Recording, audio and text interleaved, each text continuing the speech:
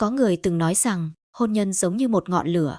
Khi mới yêu, chỉ cần một ánh mắt, một tin nhắn hay một cái nắm tay cũng đủ khiến trái tim rung động. Nhưng sau khi kết hôn, ngọn lửa ấy không tự cháy mãi. Nó cần được vun đắp mỗi ngày bằng sự quan tâm, thấu hiểu và những hành động nhỏ nhưng chân thành. Đáng tiếc, rất nhiều cặp vợ chồng lại cho rằng khi đã trở thành người một nhà thì không còn cần phải cố gắng nữa. Chính suy nghĩ ấy khiến những cảm xúc từng rất mãnh liệt dần bị thay thế bằng sự quen thuộc, và sự quen thuộc kéo dài quá lâu rất dễ biến thành khoảng cách. Không ít người phụ nữ sau khi lập gia đình dành gần như toàn bộ thời gian cho con cái, công việc và những lo toan thường nhật. Mỗi ngày của họ bắt đầu từ sáng sớm với bữa cơm, việc nhà đưa con đi học rồi lại tất bật với công việc. Đến khi đêm xuống, điều duy nhất họ mong muốn chỉ là được nghỉ ngơi. Điều đó hoàn toàn dễ hiểu. Nhưng cũng chính trong guồng quay ấy, nhiều người vô tình quên mất rằng người đàn ông bên cạnh mình cũng cần được quan tâm như những ngày đầu mới yêu. Điều thú vị là phần lớn đàn ông không mong chờ những điều quá lớn lao. Họ không cần những món quà đắt tiền hay những lời hứa hoa mỹ. Thứ họ trân trọng hơn cả lại là cảm giác được người phụ nữ của mình để ý đến những điều rất nhỏ. Một câu hỏi, hôm nay công việc của anh thế nào? Một cốc nước đặt sẵn khi anh vừa về đến nhà, hay đơn giản chỉ là nụ cười chào đón sau cánh cửa cũng đủ khiến người đàn ông cảm thấy mình vẫn luôn có một vị trí đặc biệt trong trái tim người bạn đời. Nhiều người cho rằng giữ lửa hôn nhân là trách nhiệm của đàn ông. Họ nghĩ đàn ông phải là người tạo bất ngờ, người chủ động hẹn hò hay luôn tìm cách làm mới mối quan hệ. Nhưng thực tế, một cuộc hôn nhân hạnh phúc không thể chỉ được xây dựng từ sự cố gắng của một phía. Khi cả hai đều chủ động vun đắp, tình yêu sẽ có cơ hội lớn lên theo thời gian, thay vì nhỏ dần sau từng năm tháng. Điều đáng quý ở một người phụ nữ không phải là sự hoàn hảo. Không ai có thể hoàn hảo. Điều khiến người đàn ông luôn trân trọng lại là sự chủ động xuất phát từ tình yêu chân thành. Chủ động hỏi han khi thấy chồng có điều gì đó khác thường. Chủ động ngồi xuống lắng nghe thay vì chỉ phán xét. Chủ động ôm lấy chồng khi biết anh đang chịu nhiều áp lực.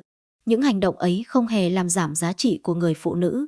Ngược lại, nó cho thấy sự trưởng thành trong cách yêu và cách gìn giữ gia đình. Có một thực tế mà rất nhiều cặp vợ chồng gặp phải. Họ sống chung dưới một mái nhà nhưng lại dành rất ít thời gian để thực sự trò chuyện. Mỗi tối, người thì cầm điện thoại, người thì xem tivi, con cái bận học hành. Ai cũng ở rất gần nhau nhưng khoảng cách trong tâm hồn lại ngày một xa hơn. Dần dần, hai người chỉ còn nói với nhau những câu như mai nhớ đón con, tiền điện đóng chưa, hết gạo rồi. Cuộc trò chuyện chỉ xoay quanh trách nhiệm mà thiếu đi sự quan tâm dành cho cảm xúc của nhau. Chính vì thế, sự chủ động trong giao tiếp trở thành một trong những yếu tố quan trọng nhất để giữ gìn hôn nhân. Đừng chờ đối phương mở lời trước. Nếu hôm nay bạn nhớ người ấy, hãy nói ra. Nếu hôm nay bạn cảm thấy biết ơn, hãy bày tỏ. Nếu hôm nay bạn nhận ra người bạn đời đã cố gắng rất nhiều vì gia đình, hãy dành cho họ một lời cảm ơn chân thành. Những câu nói tưởng chừng rất đơn giản ấy lại có sức mạnh nuôi dưỡng tình cảm bền bỉ hơn bất kỳ món quà đắt tiền nào. Một người đàn ông sau nhiều năm bươn trải, ngoài xã hội thường phải đối mặt với vô số áp lực tài chính, công việc, trách nhiệm với cha mẹ, con cái và tương lai của gia đình. Có những ngày anh ấy trở về nhà với nụ cười trên môi, nhưng trong lòng đầy những nỗi lo chưa biết chia sẻ cùng ai. Nếu lúc ấy, điều đầu tiên anh nhận được là sự trách móc hoặc những lời than phiền liên tục, anh sẽ dần cảm thấy ngôi nhà không còn là nơi bình yên nữa. Ngược lại, nếu người vợ biết chủ động hỏi han bằng sự nhẹ nhàng và chân thành, anh sẽ có thêm động lực để bước tiếp. Đàn ông thường không giỏi diễn đạt cảm xúc như phụ nữ. Họ ít khi nói rằng mình đang mệt, đang buồn hay đang tổn thương. Điều đó không có nghĩa họ không cần được quan tâm, chỉ là họ lựa chọn im lặng nhiều hơn. Vì vậy, một người phụ nữ tinh tế sẽ biết quan sát những thay đổi nhỏ trong ánh mắt, giọng nói hay thói quen của chồng để hiểu rằng có thể anh đang cần một người lắng nghe hơn là một người phán xét. Tuy nhiên, sự chủ động không đồng nghĩa với việc hy sinh bản thân đến mức quên mất chính mình. Có những người phụ nữ dành tất cả cho gia đình nhưng lại bỏ bê sức khỏe, ngoại hình và cả những ước mơ riêng. Họ nghĩ rằng như vậy mới là yêu thương. Nhưng theo thời gian, họ trở nên mệt mỏi, dễ cáu gắt và đánh mất niềm vui sống. Khi một người không còn yêu chính mình, rất khó để lan tỏa năng lượng tích cực đến những người xung quanh. Bởi vậy, một người phụ nữ biết giữ gìn hạnh phúc luôn hiểu rằng chăm sóc bản thân cũng là một cách chăm sóc gia đình. Không phải để chạy theo tiêu chuẩn của ai, càng không phải để làm hài lòng người khác, mà để mỗi ngày thức dậy đều cảm thấy mình khỏe mạnh, tự tin và yêu cuộc sống. Khi tâm trạng tích cực, cách chúng ta nói chuyện, cư xử và yêu thương cũng sẽ nhẹ nhàng hơn. Sự hấp dẫn lâu dài trong hôn nhân không chỉ đến từ vẻ bề ngoài. Điều khiến một người phụ nữ trở nên cuốn hút theo năm tháng chính là thần thái, bình an, sự tự tin và khả năng tạo ra cảm giác dễ chịu cho người ở bên cạnh. Có những người không sở hữu vẻ đẹp nổi bật nhưng luôn khiến người khác muốn ở gần vì họ biết lắng nghe, biết động viên và luôn mang đến nguồn năng lượng tích cực. Đó là sức hút mà thời gian không thể lấy đi. Một trong những sai lầm phổ biến là nghĩ rằng sau khi kết hôn thì không cần tạo bất ngờ cho nhau nữa. Thực ra, những điều bất ngờ nhỏ lại chính là gia vị giúp hôn nhân bớt đơn điệu. Một bữa cơm do chính tay mình chuẩn bị với món ăn người kia yêu thích, một tách cà phê buổi sáng, một mẩu giấy ghi vài dòng động viên đặt trong túi xách hay một buổi tối cùng nhau đi dạo sau bữa ăn. Những điều ấy tuy giản dị nhưng lại khiến đối phương cảm nhận được rằng mình vẫn luôn được quan tâm. Hạnh phúc chưa bao giờ được tạo nên từ những điều quá lớn, lao. Nó được ghép lại từ vô số khoảnh khắc nhỏ bé diễn ra mỗi ngày. Và khi người phụ nữ biết chủ động tạo nên những khoảnh khắc ấy, gia đình sẽ luôn có thêm những lý do để mỉm cười, để nhớ về nhau bằng sự biết ơn thay vì những lời trách móc. Thế nhưng, sự chủ động trong hôn nhân không chỉ dừng lại ở những lời hỏi han hay những hành động quan tâm mỗi ngày. Điều quan trọng hơn cả là sự chủ động trong cách đối diện với những mâu thuẫn. Bởi không có cuộc hôn nhân nào hoàn hảo, cũng không có cặp vợ chồng nào sống với nhau nhiều năm mà chưa từng giận hờn. Điều tạo nên sự khác biệt không phải là họ có cãi nhau hay không, mà là sau mỗi lần bất đồng, họ chọn giữ cái tôi hay giữ người mình yêu. Rất nhiều người phụ nữ mang trong mình suy nghĩ rằng nếu mình chủ động làm hòa trước thì đồng nghĩa với việc mình là người thua cuộc. Vì thế, họ chọn im lặng, chờ đợi, hy vọng người đàn ông sẽ tự nhận ra lỗi lầm và đến xin lỗi trước.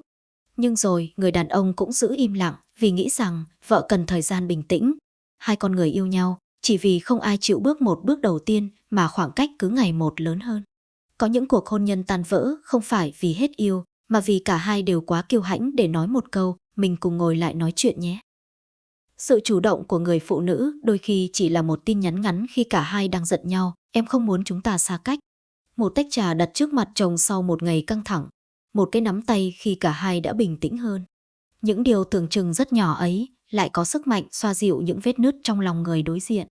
Bởi khi một người cảm nhận được rằng mình vẫn được yêu thương ngay cả lúc xảy ra mâu thuẫn, họ sẽ dễ mở lòng hơn để cùng giải quyết vấn đề. Có một điều mà rất nhiều người đàn ông thừa nhận nhưng hiếm khi nói ra, đó là họ luôn cảm thấy biết ơn khi người phụ nữ của mình tin tưởng họ. Niềm tin không có nghĩa là mù quáng, cũng không phải bỏ qua mọi sai lầm. Niềm tin là cho nhau cơ hội để giải thích, để sửa đổi và để cùng trưởng thành. Một người phụ nữ liên tục nghi ngờ, kiểm soát hay chất vấn sẽ khiến người đàn ông cảm thấy ngột ngạt.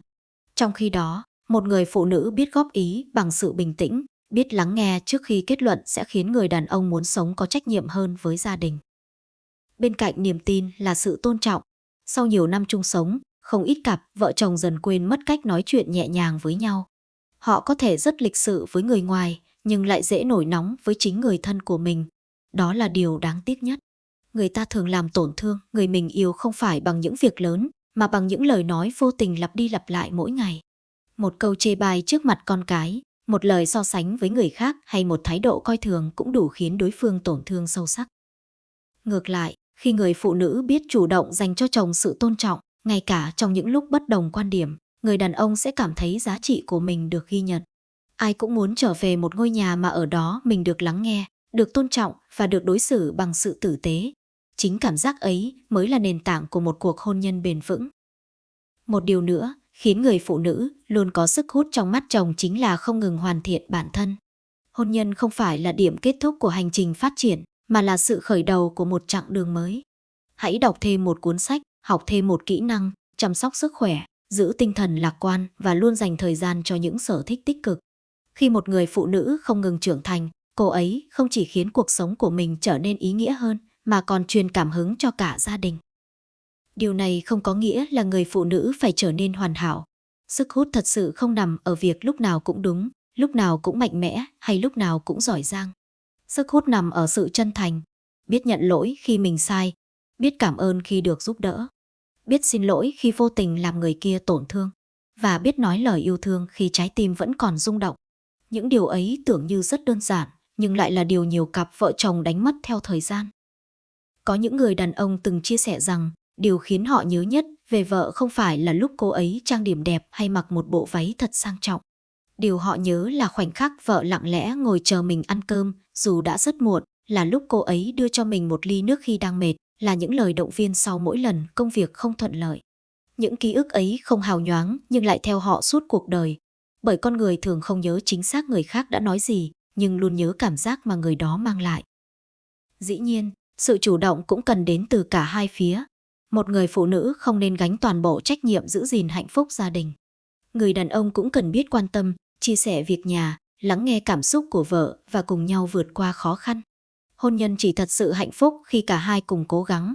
Nhưng đôi khi, chỉ cần một người thay đổi theo hướng tích cực trước, người còn lại cũng sẽ dần thay đổi. Yêu thương chân thành có sức lan tỏa rất lớn.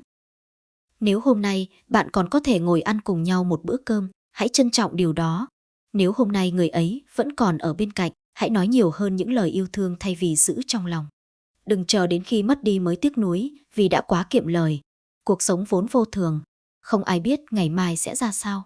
Vì vậy, điều tốt đẹp nhất chúng ta có thể làm là yêu thương nhau bằng tất cả sự chân thành khi vẫn còn có cơ hội. Có một nghịch lý trong hôn nhân là con người thường dành những điều tốt đẹp nhất cho người ngoài, nhưng lại tiết kiệm sự dịu dàng với chính người thân của mình. Chúng ta sẵn sàng mỉm cười với đồng nghiệp, kiên nhẫn với khách hàng, nhưng lại dễ nổi nóng với người bạn đời chỉ vì một chuyện nhỏ. Nếu mỗi người đều dành cho người ở cạnh mình sự tôn trọng như cách mình đối xử với người ngoài, có lẽ nhiều cuộc hôn nhân đã không rơi vào bế tắc. Hãy nhớ rằng, người đàn ông không cần một người phụ nữ hoàn hảo. Anh ấy cần một người bạn đời biết đồng hành, biết sẻ chia và biết cùng mình vượt qua những thăng trầm của cuộc sống. Và người phụ nữ cũng vậy, cô ấy không cần một người đàn ông giàu có hay tài giỏi nhất. Điều cô ấy cần là một người luôn đặt gia đình lên hàng đầu, biết yêu thương, biết lắng nghe và biết trân trọng những hy sinh thầm lặng của vợ. Cuối cùng, giữ lửa hôn nhân chưa bao giờ là việc tạo ra những điều phi thường. Đó là hành trình của những điều bình thường được làm bằng cả trái tim. Là một lời hỏi han mỗi sáng, một cái ôm khi người kia mệt mỏi, một lời cảm ơn sau bữa cơm, một ánh mắt cảm thông khi đối phương mắc sai lầm và một bàn tay luôn sẵn sàng nắm lấy nhau khi cuộc đời nổi giông. Người phụ nữ biết chủ động yêu thương không phải vì cô ấy yếu đuối hay sợ mất đi người đàn ông của mình. Cô ấy làm điều đó vì hiểu rằng hạnh phúc không tự nhiên mà có. Nó được xây dựng từ sự chân thành, được nuôi dưỡng bằng lòng bao dung và được gìn giữ bằng những hành động nhỏ mỗi ngày. Và khi người phụ nữ biết gieo những hạt giống yêu thương, sự tôn trọng và lòng biết ơn vào cuộc hôn nhân của mình, theo thời gian, cô ấy sẽ gặt hái được một mái ấm bình yên, nơi mà mỗi lần trở về, cả hai đều cảm thấy mình được yêu thương, được trân trọng và được là chính mình. Nếu bạn đồng ý rằng hôn nhân muốn bền lâu không chỉ cần tình yêu mà còn cần sự chủ động từ cả hai phía, hãy để lại một bình luận chia sẻ suy nghĩ của bạn. Biết đâu, chính câu chuyện của bạn sẽ giúp một ai đó hiểu hơn về giá trị của sự yêu thương và giữ gìn mái ấm gia đình.